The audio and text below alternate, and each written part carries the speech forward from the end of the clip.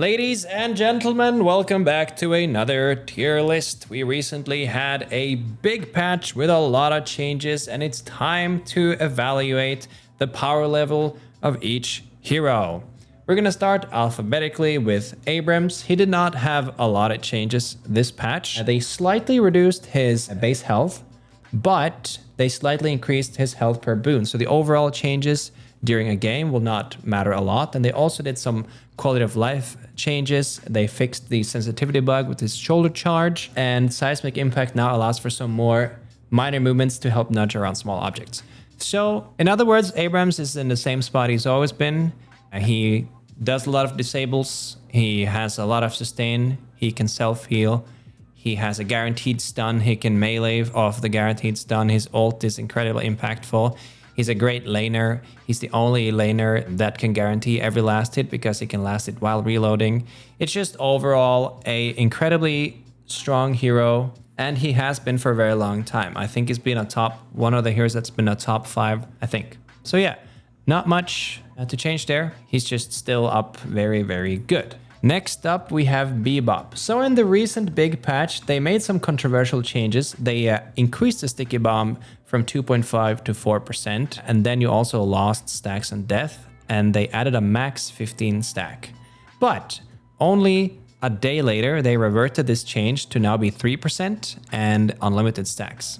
In other words, for those of you who play Bebop now, you can play him in a similar fashion as before. You get 3% bomb stacks instead of 2.5%.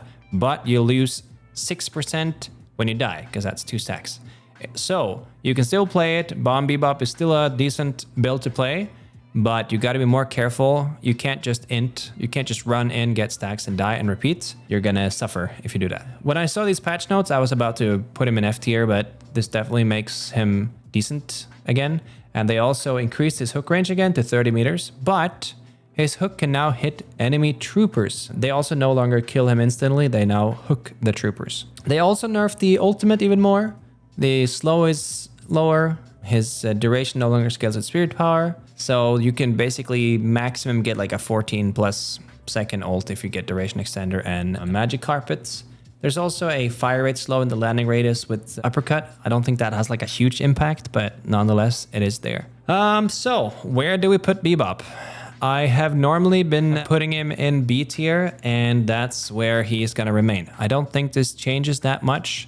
If anything, I think he's a little weaker. So the thing about Bebop is that the most competitive build for the longest time has usually been the gun build. And the gun build is pretty much practically unchanged. Because you gain slightly more % per bomb stack, it might be a little bit easier to gain bomb damage off of hybrid builds and stuff. But I think that the hero is kind of in the same spot he has been for quite a while, where when you play in really high elo lobbies, it is hard to build bomb stacks. And there are a lot of ways to counter the bombs with debuff removers, ethereal shift, Dynamo TP, pocket, suitcase, Viscous, cube.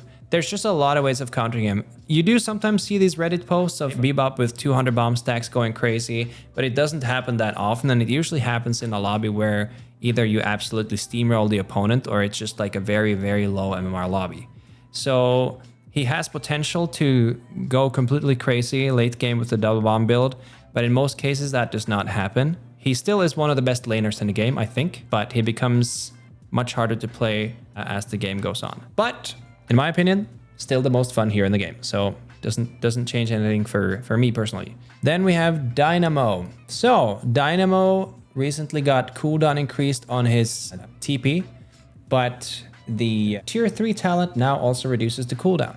So this isn't like any super big change. It just makes him a little weaker in the laning stage until he gets his TP upgraded. And I think that just makes sense because like when you were laning against Dynamo, it felt like he could just teleport out of stuff very often. But in the big picture, that doesn't really change much. I think they are happy with where Dynamo is at. He still has the strongest ultimate in the game.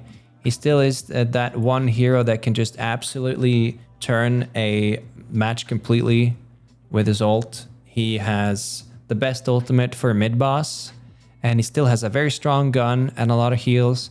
Just an overall toolkit that is great for like a aggressive support. And yeah, a lot of people enjoy playing him. So he still belongs as one of the very, very top heroes. All right, next up we have Great Talon. So Great Talon had quite a lot of changes. They gave him a slower attack speed. They fixed some of his alternate cast stuff as well. They did some quality of life changes on his guided owl, but now his fire rate no longer scales with spirit. He gets weapon damage instead. And the grace period for his owl is changed from 3 to 4 seconds, and now intentionally also works on assists. So before there was this, when they made this change with Mo and Krill and Great Talon, where there's a grace period of 3 seconds, it was essentially so that you wouldn't have to use your ult to kill steal, but as long as they die within 3 seconds of you ulting them, you would gain 30 health for Mo and Krill and 5 spirit for Great Talon. So this was not working until now. So now you can once again use Great Talon's ult to ult the lane nearby, you stun them, and then if someone else finishes them off, you still get 5 spirit as long as that happens within 4 seconds,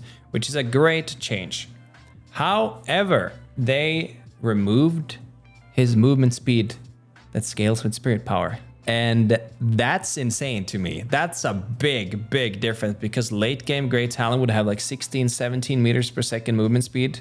And now 7 is the only hero in the game who has base movement speed changed from spirit. I don't agree with this change because I don't think that Great Talon has ever been that strong. I still don't think he's that strong. I think they might be just testing stuff out here to see if like there's a different way of balancing him, but I don't think this is the solution. They did give him like 1 more stamina, so now both Great Talon and Ivy starts with 4 stamina. But I do think that Great Talon is currently the weakest hero in the game and has been for a little while. So he goes into D tier. He's still a lot of fun to play, and he does like chunk a lot of damage, but I just think in a lot of cases, he just doesn't get to do what you want to do during a full game. He has very high burst damage, but the problem is that in a lot of cases, Great Talon is just best when he's far away from everybody. So that's why when he had very high movement speed, it made it a little bit easier because he would constantly split push and farm on the opposite side of the map to like increase the total net worth of your team. And then you would send your owl into the fight to assist your team. But now, because he no longer gets that insane movement speed, he's not able to traverse the map that quickly either. So yeah, I think he definitely is one of the worst heroes in the game. Poor grandpa, man. And I've also asked a few people who play Great Talon, and they usually say that he definitely feels worse now. So I know that he does more damage now, but I don't think that really matters. I don't think that gun Talon is necessarily the play anyway. And I just think that in a lot of cases, you're just going to get owned. Next up, we have Haze. So, fixation max stacks increased from 30 to 40. And the tier 3 stat of Haze is reduced from 0.2 to 0.15. But this is a buff overall, because now you can have more stacks. Bullet Dance no longer grants fire rates, and now grants 2 targets hit per shot, and no longer grants evasion. So now they put the Bullet Dance speed and evasion in the tier 3 talent. So basically they want that if you are specifically itemizing and building your Haze around ult, she's not going to be that strong before she actually has 3 points in ult. Haze has been very strong for quite a while now.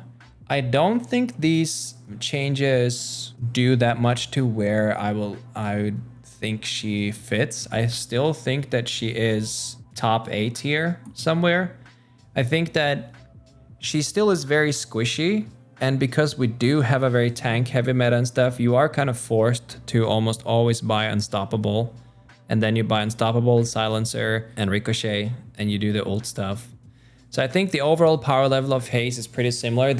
She did get a decent nerf a few weeks ago on the ult, but I haven't really seen it change that much. She also has like pretty much permanent invisibility, and is really good at just roaming around the map and farming and coming out of the jungle with like 40, 50k souls and killing everybody. So yeah, still one of the strongest hyper carries in the game, in my opinion. I think Haze's weakest side is the laning stage. You have a good attack animation, but you're a little squishy. The sleep kind of makes up for it. It makes it so that, for instance, if you're laning with Bebop and stuff, you can do like a sleep hook melee combos and stuff. But overall, I think Haze is probably the best hyper carry in the game still. Next up, we have Infernus. So Infernus actually didn't have much changes this patch, which tells me that they are starting to become pretty happy with where he's at. They changed the Catalyst damage amp from 25 to 20, and then they added it to the tier 3 talent instead. And this is something that they've constantly been doing for a while now with a bunch of heroes, which is just alleviate more of the power level in abilities to the upgrades. They did this a while ago with Shiv's ultimate. They've done it with a lot of other heroes where they just like slowly add more power to the upgrades and less power to the base ability, so that the path of your abilities is supposed to matter more than just like your items. So Infernus is really good. He got a little nerf right now because you can't stack. Well, there's diminishing returns on lifesteal now. And that affects Infernus a little more than other heroes because he usually has Soul Shredder bullets, plus Leech and Healing Booster, and sometimes even Spiritual Overflow and Spirit Lifesteal. So that does hurt him more than Haze, for instance. But I still think that he's A tier. He's still played in tournaments. He still has a very good toolkit. I think the weakest part of Infernus is his ultimate, but because he has the ability to apply a very strong debuff on a lot of targets, and because there's also like a very tank heavy meta, his anti-healing that is also built into his catalysts, I just think overall Infernus is in a good spot, and it seems like Valve agrees. Then we have Ivy. Ivy is another one that barely got any changes. They changed the default camera position a little bit, just some quality of life stuff. So a few weeks ago, you guys probably noticed that there was a new Ivy build that suddenly got really popular, which was like the escalating exposure plus flying around bomb, like the strong spirit Ivy, refresher orb, escalating exposure. And it was very hard to play against because she would just fly up in the air, throw bombs at you, and you would take tons of damage over time. Then a few days later, or maybe a week later, they kind of hot fixed it and like they nerfed it quite a bit. They added like a pancake thing to the nuke so that it doesn't do that much damage vertically. And they also just lowered the spirit scaling a bit. And this time they also nerfed escalating exposure, which also is like an almost direct nerf to Ivy as well. So Ivy hasn't seen that much lately, but I still think that Ivy is one of the strongest heroes in the game. She still has the ability to solo fly the urn across. And now that the urn got buffed and gives you more souls and also gives everybody on the team a golden statue buff, the urn becomes even more important. So I still think that Ivy is one of the top heroes. I am gonna move her down from S to very top of A, just because the nerf to the spirit build plus the nerf to escalating exposure definitely hurts her. And her gun build used to be S tier before, but also because they added a lot more bullet armor to the game. Like there's a lot more bullet resistance than there used to be. I think this hurts that build a little bit. So basically the hero itself hasn't changed that much, but the meta around it and the items basically has made it. So I think Ivy might be falling from S and down to the top of A. All right. Let me see here. And then next up you have Kelvin. Kelvin had no changes whatsoever, but he has been nerfed almost every single patch. So for those of you who don't know, originally Kelvin's Ice Beam had disarm and that would bounce to nearby targets as well.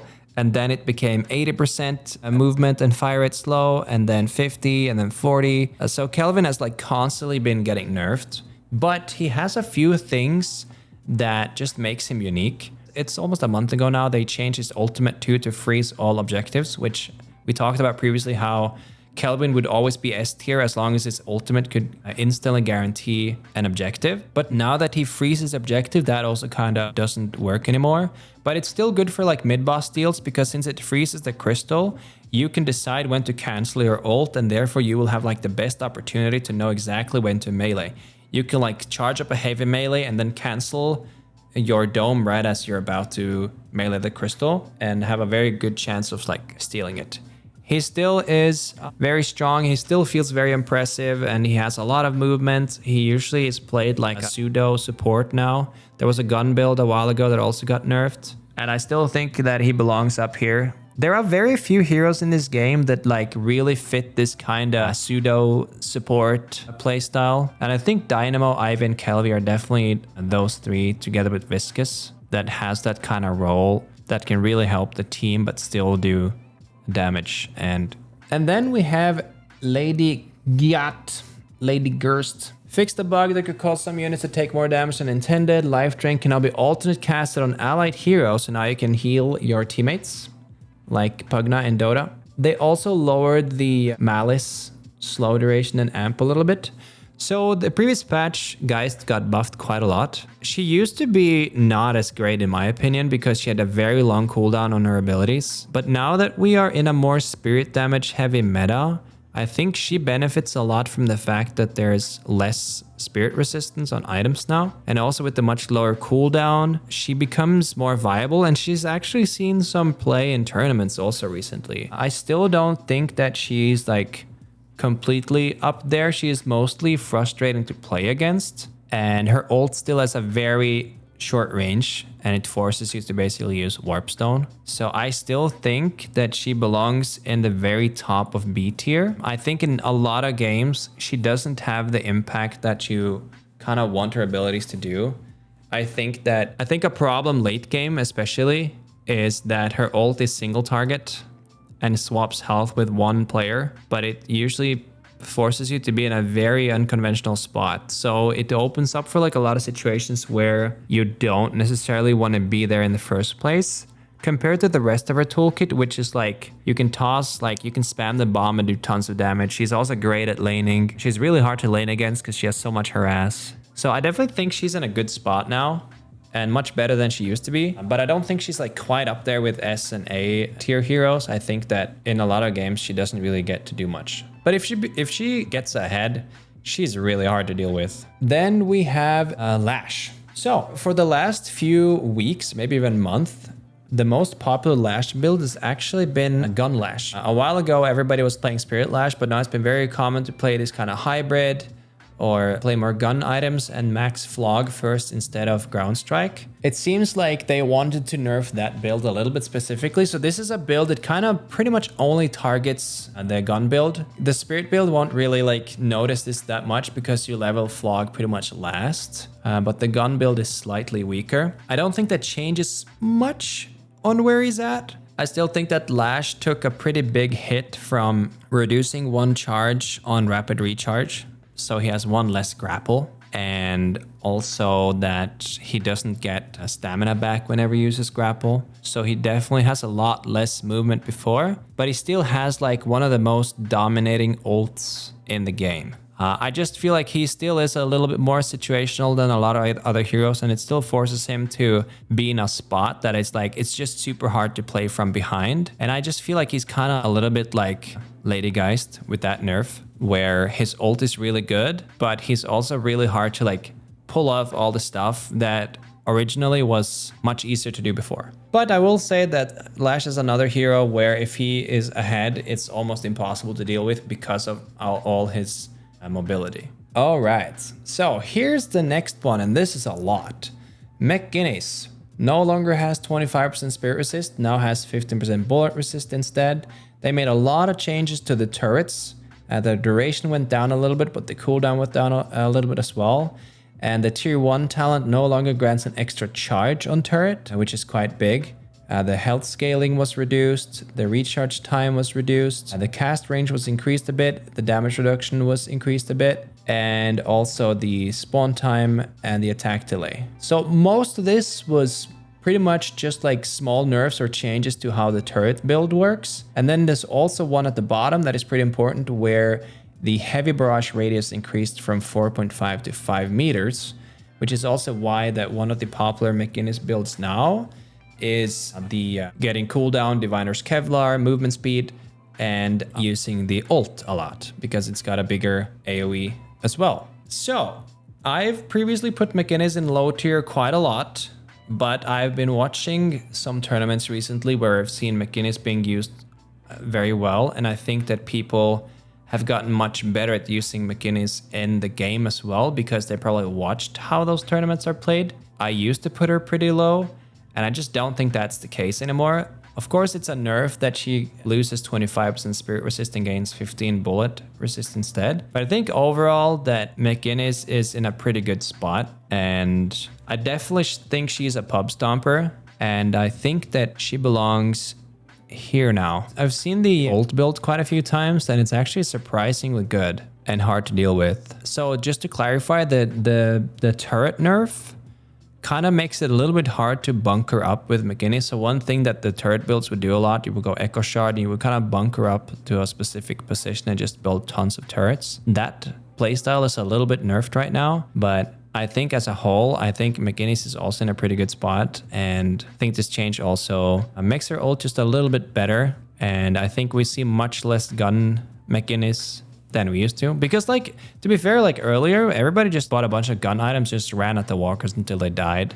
And then I felt like in a lot of games that would just like be good, but also they would just have like 15 to 20 deaths. But yeah. And also there are very few abilities in the game that displace people as well as the wall does, especially because it's not even an ult. So there are just certain areas you almost cannot fight against the McGinnis because of how she walls those off. And I think that's definitely like a skill situation where when you play together as a team, you can force them to fight on your turf and they can't escape because of that wall. So that's also why, for instance, like heroes like Abrams and McGinnis are just like naturally working well together, because she can wall and then he can shoulder charge in afterwards. Okay, Mirage. The changes to Mirage is his tornado now uses range, which makes sense. They made a quality of life change on Fire Scarab that if you're tagged by Fire Scarabs, they just go through you. They also changed the base damage of Jin's Mark to be lower and then the scaling to be higher. And this is just so that the gun build won't have as much damage, but the spirit build will. That makes perfect sense. And I think the biggest change for me is this one, where you now can see what's going on at the destination where you teleport to, because that was always a problem where like you ult and then you see what's going on at the destination. However, I will say that Mirage is not that great. My honest opinion is that I've seen very few games where Mirage actually carries a game. He was really strong when he launched and the tornado got nerfed like the same day. But I honestly do not think that Mirage is very good. I actually think he's quite bad. He's a pretty good solo laner and his ult is pretty good early game to gank and stuff. But to me, he's actually one of the weakest heroes in the game right now. And I'm going to put him in C tier. I feel like almost every single game there is a Mirage. He tries to go spirit build and then he needs to get 60,000 souls before he does enough damage. And before that, the game is usually over. I really, really do not see the big appeal. He is a lane bully, sure, but so are a lot of other heroes, except a lot of those other heroes also scale much better. All right, next up we have Mo and Krill. So in the recent patch, they didn't change much for Mo and Krill. They gave him some bullet resist while channeling his ult, which makes sense because he's a chunky dude. They did remove the cooldown talent, but then they just added that to his default cooldown anyway. So instead of having 28-second cooldown on a tier 1 talent, he just has 20 seconds cooldown reduction permanently. I don't think this changes much in where Mo and Krill is. I think Mo and Krill is like an extremely strong disabler. He still has like that lockdown potential that no other hero has. And he's also very tanky. He's very good in the laning stage. He can like press his AoE heal once and he goes back up to full. His bullet speed isn't great, but because he's so tanky, he can stay pretty close. His last hitting ability is good. I think is right up here. I think that also, especially because we are in this kind of like tank heavy meta and we have been for quite a while, I think Mo and Krill just like keeps showing how impactful his ult can be, like when you buy the Phantom Strike Torment Pulse build. And then we have Paradox. They increased her damage, the bullet growth per boon, so that's like when she levels up. A bullet duration on time wall reduced it a little bit. A little bug fix. Increased the cooldown of her ult and also lowered the range of the swap. And then they switched around these two, right? Didn't they? Because I think they were the other way around before or something. Paradox overall range is lower now on the ult than before, right? And also now the pulse grenade is a little bit better and it also scales with the radius. The radius increases by 1 meter per pulse when it's tier 3, which is pretty cool. I previously put Paradox in A tier and I don't think much changes here. She does require a team to play around. She just does most of the stuff Bebop does, but much better. Bebop has a hook and that hook can miss. Paradox has an ult that basically cannot miss. Yes, you switch spots, but you also just always buy Warpstone. And I think I'm putting her in the same spot she was before, which is at the bottom of the A tier. I still think that we have to remember that this is not necessarily a pro play tier list. If this was pro play / tournament tier list only, I would put Paradox in S tier because of the pick potential of like grabbing one target and getting out of position. But because that's like harder to do in normal pub games, I have to like give her some minus points for that. But I think she's still great. All right, Pocket. Pocket shotgun fall off range reduced. So now the Pocket's shotgun is no longer a sniper, which obviously makes sense. Enchantress Satchel now respects line of sight. That makes perfect sense. Should have been that way all the time. Shows an AoE indicator. That's a quality of life change. They slightly lowered the spirit scaling of his ult. Also makes sense because the ult was just incredibly ridiculous, and it still is. Barrage radius reduced, but then you get that radius back on tier 3 talent. So the only change here is that Pocket becomes slightly less lane bully. I think the Barrage was a little bit too good for the early laning stage with that 6.5 meter radius. So it's going to be slightly easier to lane against Pocket. But I can't stress this enough. Pocket is the best hero in the game. Every time I play against the Pocket, I get reminded why I think Pocket is the best hero in the game. Pockets with active items is just extremely hard to deal with. Once you have stuff like Ethereal Shift, cooldown reduction, Majestic Leap, all these items just makes Pocket's toolkit so strong. So I don't think that Pocket is like S tier just because of the abilities alone, but because once you get a lot of these active items, this hero really comes online. So I just think that there's so many games where I've seen Pockets die 0 times or 1 time, and I don't know. I just think this is the best hero in the game. Okay, next up we have Sieben. 7's base region increased by 1.5 to 3. This makes laning a lot easier. That's like that's half of an extra region item. A movement scaling from spirit power reduced from 0.028 to 0.02. So he's not as fast as he used to be, but they at least didn't remove it like they did with Great Talon. The lightning ball is even bigger now. The lightning ball is gigantic. So you guys have probably seen the recent lightning ball build where people max out the ball first and you go like you farm super fast and you just like farm. You get the most souls in the game. You get over 2k souls per minute and then you don't do shit. You have the most souls in the game. You steal farm from everybody else and then you have no impact. And I've seen this so many times and it pisses me off so much because you just know he's going to blame his team because he has the most souls and they still lose. So I can't stress this enough how I think that 7 is not good. I know that the ball build is popular. I know that they get the magic carpet and they farm super fast and stuff. But like, if that doesn't translate into killing walkers or split pushing or winning team fights, then what are all those souls for? I still think that the Echo Shard stun build is probably one of the best builds. And I still don't think that 7 is very good. And also 7's ult is terrible and it has been for a long time. There are so many ways of shutting down the 7 ult. You can line of sight it, you can buy knockdown, you can use Bebop to hook it and double bomb. I don't think 7 is that great. I think I'm gonna put him right next to Bebop. They always have the highest net worth and the lowest impact. That's my honest opinion. Okay, so let's do Shiv next. So Shiv's actually got buffed for the first time since he was released. Shiv has been nerfed every single patch since it came out, but this time they actually increased the damage scaling on Slice and Dice. And they increased the cooldown of the Slice and Dice tier 1 talent, and the decay rate and buffer duration for his rage is better. So this means that once you hit maximum rage, you now have maximum rage for 12 seconds instead of 7, and the amount of rage you lose is also a little bit lower. But here's the thing. As some of you may know, I have a melee Shiv build that's become pretty popular. We even saw some melee Shivs in tournaments recently. However, I never thought that the melee builds were the strongest builds on Shiv.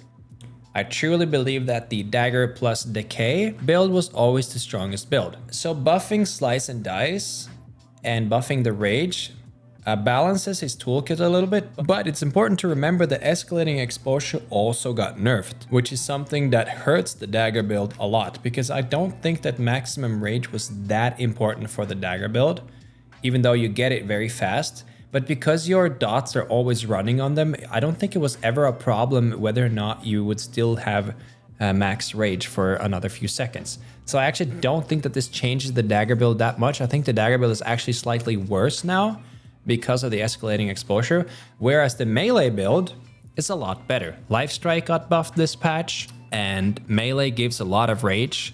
So for a melee build, these talent changes make him better. So now I just feel like the different Shiv builds are more equal than they have ever been. So where do we put him? I think we put him right in front of Haze. Again, we are in a very tank heavy meta. He is extremely strong and he's not that hard to get online and he's really hard to kill. He just has like a very diverse toolkit. He's also good in the laning stage. He has decent harass. He has a decent gun animation. He can last hit well. And yeah, he's pretty damn good. All right. And then there's a bunch of changes on Vindicta. They reverted the recent fall of damage changes and then changed it from 58, which is default, to 64. They reduced the bullet damage growth per level. The flight no longer scales with spirit power. Flight tier 2 now increases flight duration. Flight bonus move speed above base scales at 50% effectiveness. And she no longer has -10 bullet resist. Her health grow is reduced. Her gun cycle is increased a bit. That just means she's shooting slower, but the DPS is the same. Stake has been nerfed. Assassinate bonus souls is now insecured, which is good because sometimes she would just like get an assassinate and die and she would just like gain so much souls from it, and this makes it more risky. And this is kind of similar to how Bebop now also loses stacks if you die, so you can't just like get int and permanently gain value from it. She also gets a movement speed reduction when shooting, just like every other hero, and air acceleration is decreased a little. So Vindicta really got hit with the hammer this patch. She was definitely way too strong. And I think the biggest issue with Vindicta before was her move speed. They also did a minor patch change, thank you Lifnix, where her base movement speed was increased. And she also only has 2 stamina. I really think that Vindicta is really one of the biggest losers of this patch. She got hit really hard. I think for everyone that doesn't play Vindicta, they are probably happy about this because there's nothing more annoying than OP heroes that can fly. So I actually think that Vindicta is taking the biggest drop here, going from A all the way down to C. She's not as bad as Mirage, but she's not much better either. She is really easy to kill now. She moves much slower. She has less damage. And she can't have permanent flight like she used to. She will spend some time on the ground. She's gonna get owned. All right, next up we have Viscous. Viscous actually took quite a hit this patch. A deserved hit in my opinion. There was a few things with the ball build that just didn't make sense. One of them being triggering on-hit effects while being ethereal shift, so you could just perma-stun someone until they die. Made no sense. That was probably the biggest one. That was just stupid. That was like beyond stupid. Like you would catch someone in a corner with a stun and you could just press ethereal shift and they just get stunned until they die. They also made an adjustment to the stun duration of Goo Ball, and I mentioned this earlier how going from 1 second to 0.7 second doesn't sound like that much, but I think it's a huge difference just because of it making it much harder to stun lock. So what sometimes you do with Viscous is that if you're in like a narrow alleyway, you bounce back and forth between the walls and you keep people permanently stunned. But because the stun is now 0.3 seconds shorter, you're much more likely to be able to double jump after the first stun, so he can't chain stun you. So this is a pretty severe nerf. They also changed the base damage of Splatter and increases the spirit scaling. So this is basically the same thing they did to Mirage, where they want more of the damage to be in the actual spirit scaling, so that if you go a gun build, you don't get to do that much damage with the abilities. I think all of these nerfs are completely valid because I just think that some of those like ball things with Viscous just made it like absolutely unplayable. There was just like no counter, but I still think that Viscous is extremely strong and I still think that he belongs up here next to Kelvin. So all of these heroes here, they have a few things in common. They can be played greatly as like a pseudo support where they buy healing beam. They can, like Viscous can buy echo shard for double cubes. He has a lot of movement. This hero has like an extremely high skill cap in general, and you see him in tournaments. He has like a lot of flexibility. He's good in the laning stage, low cooldown on his abilities. He can save teammates. Just a very flexible hero, which means that it also fits in a lot of different team comps and a lot of different lane comps.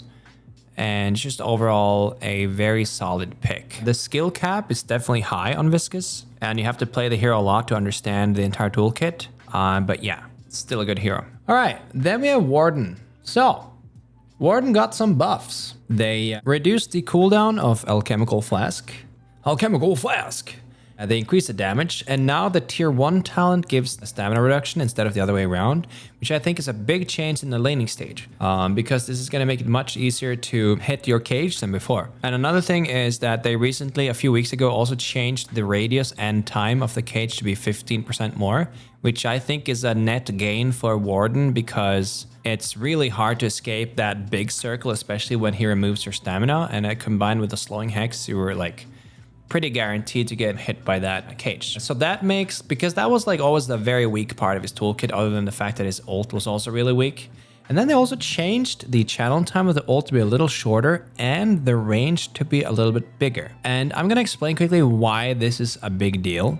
First of all, we recently saw the new Hydration Warden Spirit build. So the key items in this build is Majestic Leap, Diviner's Kevlar, a lot of spirit damage, a slowing hex. So essentially what you do is you Majestic Leap up in the air, you pop your ult, and then you press the Majestic Leap again to reposition. And this fixes two very important things for Warden. One of them, it fixes the problem with the fact that you need to be almost in melee range to damage them, but because it has a 2 seconds channel time, people would just run away as soon as they hear the very loud voice line. Which brings me to the second point.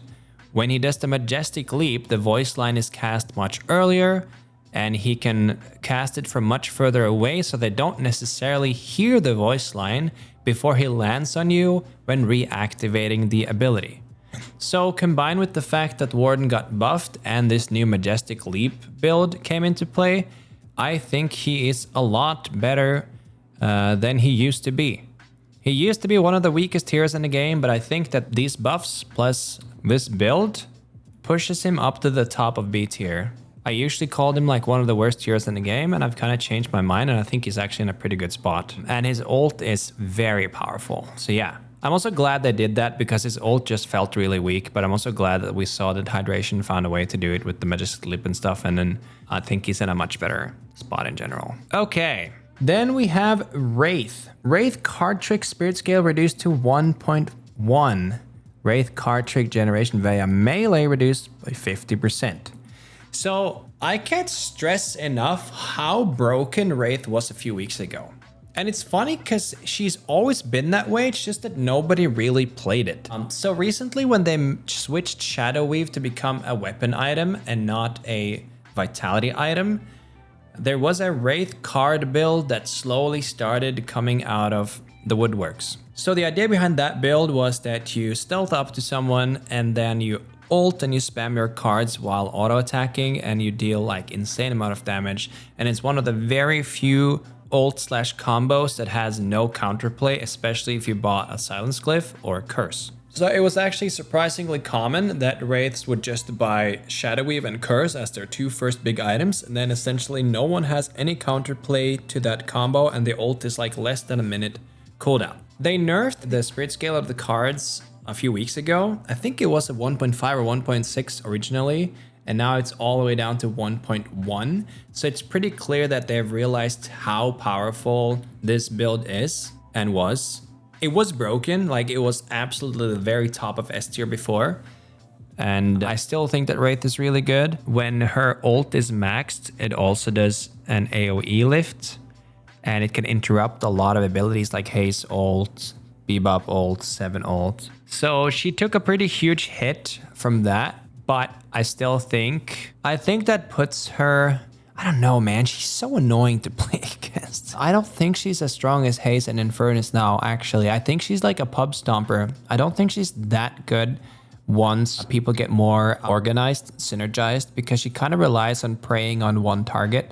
Whereas like Infernus and Haze will kind of like easily scale into team fights as well. So I think I'm going to put her in the top of a B tier. But I think before the card scaling nerf, I would have put her at like the very top of S for sure. But yeah. All right. And then we have the final hero, Yamato. Yamato's power slash cooldown increased, but then they added back that cooldown reduction in the tier 2 talent. But hear me out on this one, guys.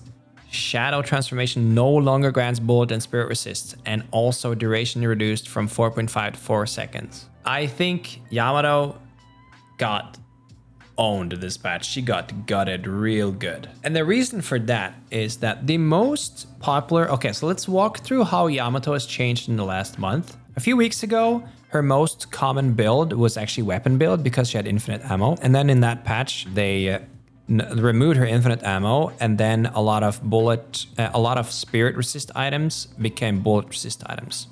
So the result was that a lot of Yamato players switched to playing spirit build instead with escalating exposure, mystic reverb, and all that. This build had a lot less sustain and lifesteal, but because you would get 50% or something a spirit and bullet resist from your ult, you were able to like sustain and heal yourself while damaging people with the ult. And you will always buy refresher orb too, a refresher item as well. Which also reminds me, refresher got nerfed too. The cooldown got increased from like 212 to 230 seconds, I think. So refresher is also slightly worse, which also affects Yamato.